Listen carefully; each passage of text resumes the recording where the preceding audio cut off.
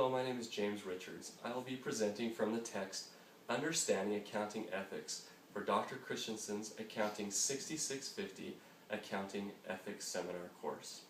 I have selected Scenario 7, Life Can Be Busy, to present on. As a roadmap for today, I will begin by presenting and reviewing the facts of the case, after which I will identify possible solutions. Following that, I will examine each solution more fully, and finally, I will offer a recommendation.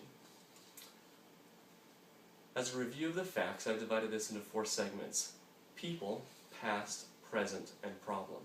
As people in the case, Susan York is a partner at a regional CPA firm. She is primarily responsible for the audit of Health Plus, a mental health provider. Dirk Elliott is a personal friend to Susan from college.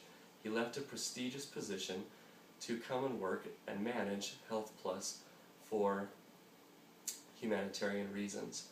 In the past, each year Health Plus has been audited and prepared audited financial statements for their creditor beginning June 30th. On August 15th, these completed reviewed financial statements are turned in to their key creditor. Delinquency of this audit could result in the defaulting of a key and large loan for Health Plus. Each year, Susan reviews the completed audit on August 10th. She has 5 days to personally review the Medicare reimbursement and claims documentation provided by the healthcare industry. This is a key element to the audit, and the creditors rely heavily upon this information as it reports the key revenue for the company. As far as present goes, this year a key member of the audit team has been sick. The audit has been delayed over a week. Dirk calls Susan the morning of August 14th and informs her that he is finally has the completed documentation and ready for her review. As in many conversations over the past week, Dirk reminds her how important it is that these reviewed financial statements make it to the creditor the morning of August 15th and no later. This brings us to the problem. Due to various prior commitments, Susan will be unable to even look at the review before the evening of August 14th. She has to take into account the ethical ramifications for accurately completing the review while considering the vital nature of Health Plus's creditor receiving the audited financial statements the following morning. This brings us to identifying our possible solutions. Susan can sign off on the papers without reviewing them. She can also inform Dirk that it is impossible to complete the review on time. She could request the late-night help of her fellow partners to complete the audit, hopefully on time, and she could contact the creditor for a possible extension. Now to examine each of these more closely. The first possible solution is signing off on the papers without reviewing them. Susan knows Dirk personally. They have had dealings personally and business-wise for many years. Everything at Health Plus is always ethical and on the mark. It is very possible that Susan could just assume that everything is just fine, and reasonable that her assumption would be correct. However, that's not what accountants do. We trust, but verify.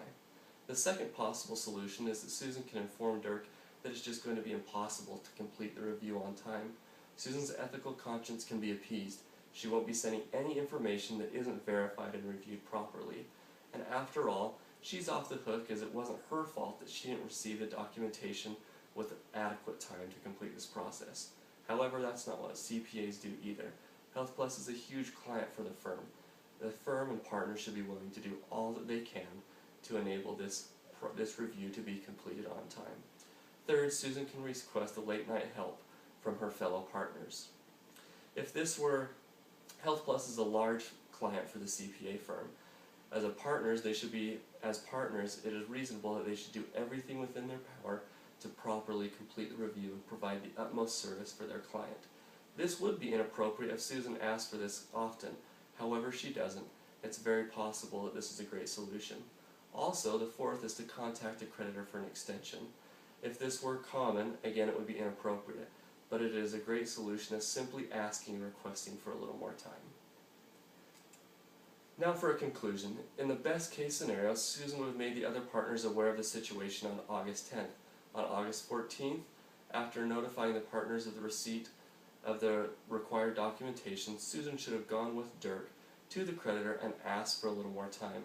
If they were unwilling to do that, the partner should buckle down, take the time and put their nose to the grindstone, and make sure that the review is completed on time for the necessary documentation to be received August 15th. Thank you.